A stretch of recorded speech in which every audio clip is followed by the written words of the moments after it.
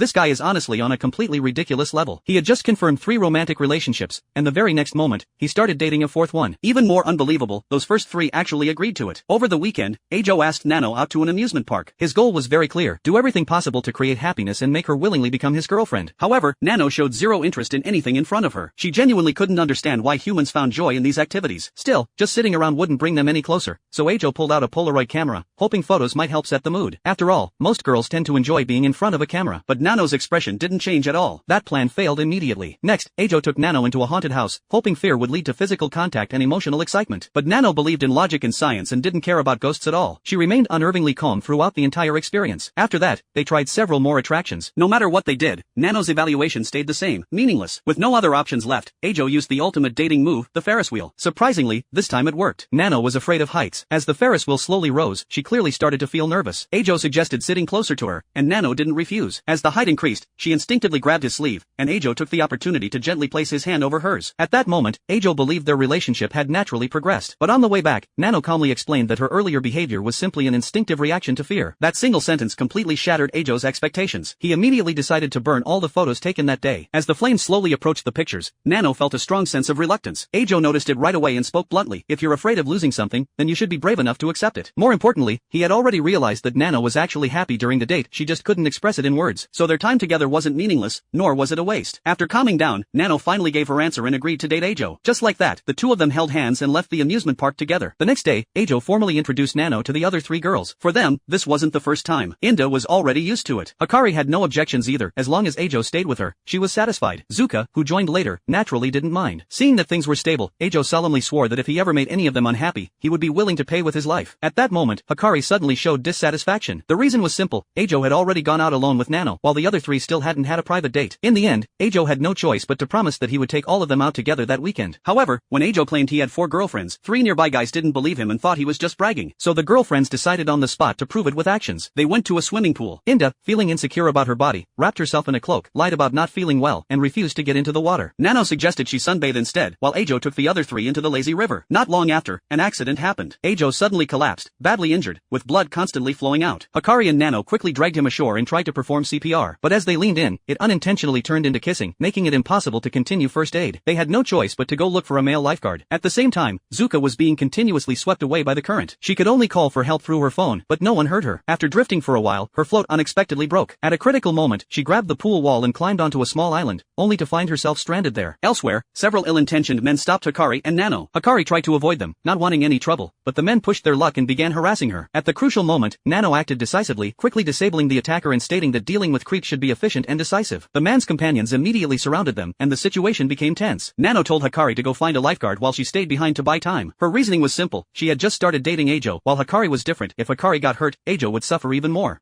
But Hikari rejected that idea. Ajo's feelings for everyone were equal. No matter who got hurt, he would be heartbroken. In the middle of their argument, the men finally lost patience and attacked. The very next second, Ajo appeared and blocked the strike with his body. When he said that both of them were his girlfriends, the men didn't believe him and demanded proof on the spot. He had to kiss them both at the same time. In their minds, no one would ever kiss someone else in front of their real girlfriend. Reality immediately proved them wrong. Nano kissed Ajo first, and Hikari stepped forward right after. The men were left completely speechless. Ajo had been able to arrive in time thanks to Inda. After noticing something was wrong, she rushed over to help, only to encounter a seriously injured Ajo along the way. After regrouping, they realized Zuka was missing. Ajo immediately rushed back to the pool, shouting her name loudly. Zuka heard him and desperately waved, but no one noticed. Her phone had already run out of battery, so she could only scream for help with all her strength. In the end, Ajo located her by following her voice and successfully rescued her. Overcome with emotion after being saved, Zuka impulsively kissed Ajo. Finally, only Inda remained. Ajo had long seen through her. She had refused to get into the water because of insecurity about her body. He bluntly pointed out that if she were really afraid of the cold, she wouldn't be drinking iced beverages. He then comforted her,